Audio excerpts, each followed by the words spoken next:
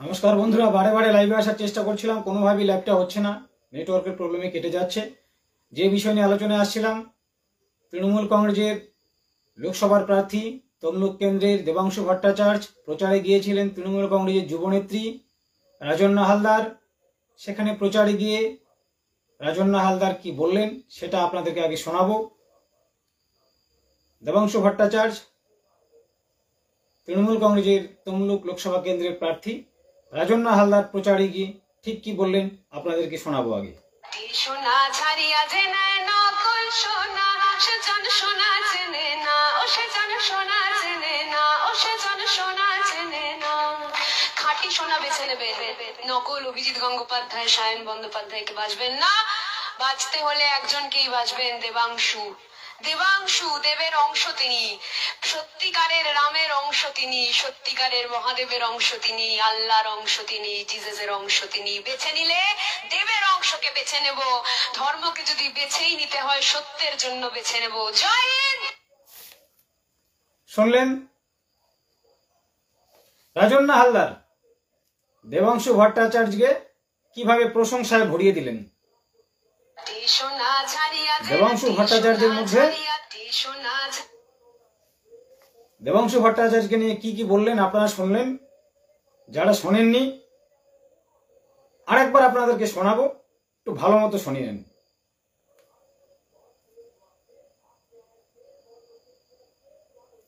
দেবাংশু ভট্টাচার্যকে নিয়ে রাজন্না হালদার।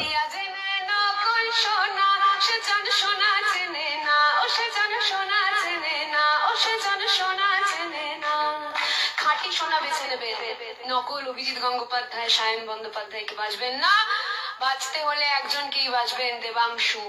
দেবাংশু দেবের অংশ তিনি, সত্যিকারের রামের অংশ তিনি, সত্যিকারের মহাদেবের অংশ তিনি, আল্লাহর অংশ তিনি, জিজাসের অংশ তিনি। বেছে নিলে দেবের অংশকে বেছে নেব, ধর্মকে যদি বেছেই নিতে হয় সত্যের জন্য বেছে নেব। জয় হিন্দ।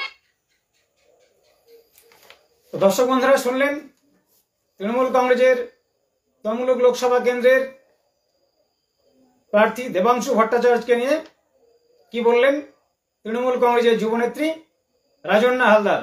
21-এর মঞ্চ থেকে যার যাত্রা শুরু হয়েছিল রাজন্না হালদার।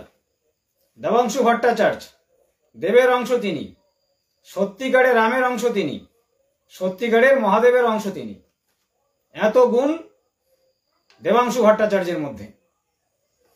আল্লাহর অংশ তিনি, জিজেসের অংশ তিনি।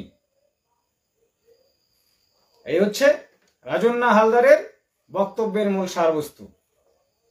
খাঁটি সোনা বেছে নেবেন, নকল সোনা মানে নকল অভিজিৎ গঙ্গোপাধ্যায়, সায়ন বন্দ্যোপাধ্যায়কে বাঁচবেন না। বাঁচতে হলে আসল সোনাকেই বাঁচবেন, সেটা হচ্ছে দেবাংশু ভট্টাচার্য। সে সোনা না হয় বুঝলাম, কিন্তু দেবাংশু ভট্টাচার্যকে নিয়ে রাজন্না হালদার বললেন দেবাংশু দেবের অংশ, সত্যিকারের রামের অংশ, সত্যিকারের মহাদেবের অংশ। বললেন আবার আল্লাহর অংশ, জিজেদের অংশ। আমরা দেখতে পাচ্ছি যত লোকসভা নির্বাচন এগোচ্ছে, বিভিন্ন রাজনৈতিক দলের বিভিন্ন নেতারা যখন প্রচার করছে, তারা নিজেদের যে কাজকর্ম, নিজেদের যে যোগ্যতা, সেই যোগ্যতা ভিত্তিতে আর ভোট চাচ্ছে না। একেবারে দেবাদিদেব মহাদেবকে টেনে নিয়ে আসছেন, শ্রীরামচন্দ্র তাকেও নিয়ে আসছেন। প্রভু রামচন্দ্র এবং দেবাদিদেব মহাদেব দুইজনের অংশ হচ্ছে দেবাংশু ভট্টাচার্য। এবং সারা বিশ্বের কোটি কোটি মুসলিম ভাইদের, ইসলাম ধর্মাবলম্বী মানুষদের আস্থা, বিশ্বাস আল্লাহ তাআলা। দেবাংশু ভট্টাচার্য সেই আল্লাহর অংশ। যিশু খ্রিস্টের অংশ দেবাংশু ভট্টাচার্যের মধ্যে রয়েছে। সারা বিশ্বে কোটি কোটি খ্রিস্টান ধর্মাবলম্বী মানুষ রয়েছে, তাদের যে আরাধ্য যীশু খ্রিস্ট। সারা বিশ্বের কোটি কোটি খ্রিস্টান ধর্মাবলম্বী মানুষদের বিশ্বাস আস্থা সেই যীশু খ্রিস্টের অংশ দেবাংশু ভট্টাচার্য। এতগুলো গুণ দেবাংশু ভট্টাচার্যের মধ্যে আমার জানাই ছিল না। এই ভিডিওটা আজকে দেখলাম, দেখার পর মনে হলো আপনাদেরকে জানানো প্রয়োজন যে সত্যি ভারতবর্ষে 543টি লোকসভা কেন্দ্রে লোকসভা নির্বাচন হচ্ছে। 543টি লোকসভা নির্বাচন আসনের মধ্যে ঠিক কত আসনে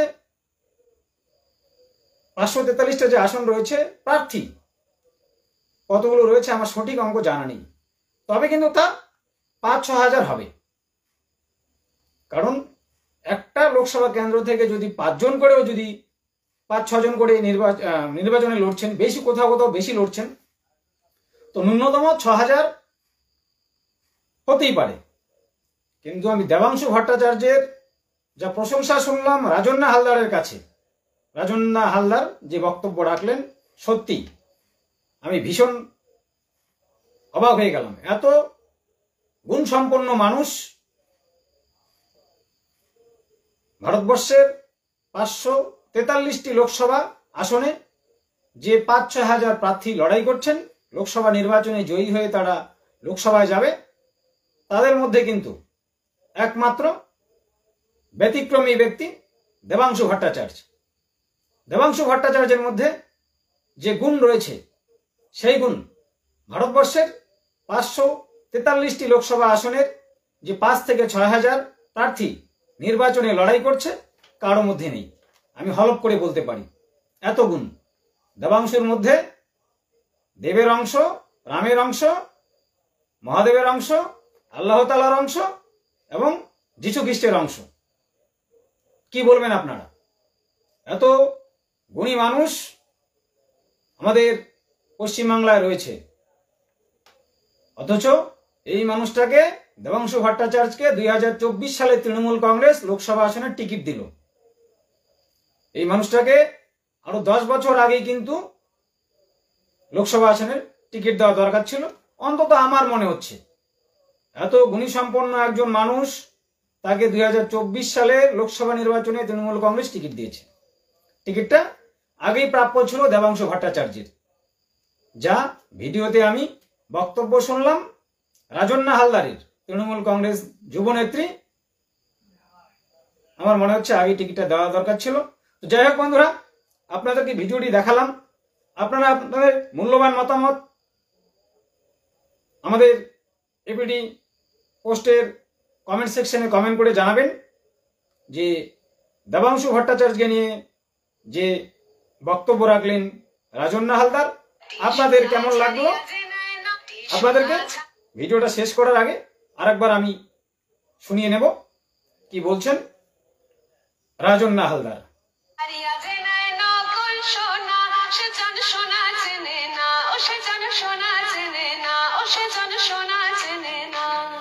খাঁটি সোনা বেছে নেবে, নকল অভিজিৎ গঙ্গোপাধ্যায়, সায়ন বন্দ্যোপাধ্যায়কে বাঁচবেন না। বাঁচতে হলে একজনকেই বাঁচবেন, দেবাংশু।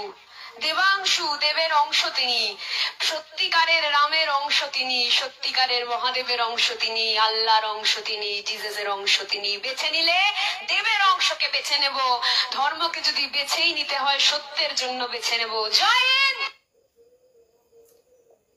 3 বার আপনাদেরকে শোনালাম রাজন্না হালদারের সেই বক্তব্য দেবাংশু ভট্টাচার্যকে নিয়ে। আমার কিন্তু এই বক্তব্যটা শুনে সত্যি ভালো লাগছে। এমন একজন ব্যক্তিত্ব আমাদের বাংলার বুকে রয়েছেন, 2024 সালে লোকসভায় লড়াই করছেন, যে মানুষটাকে আরো 10 বছর আগেই নির্বাচনের টিকিট পাওয়া দরকার ছিল। এবং আমি মনে করি রাজন্না হালদার যা বক্তব্য রেখেছেন সত্যি অসাধারণ।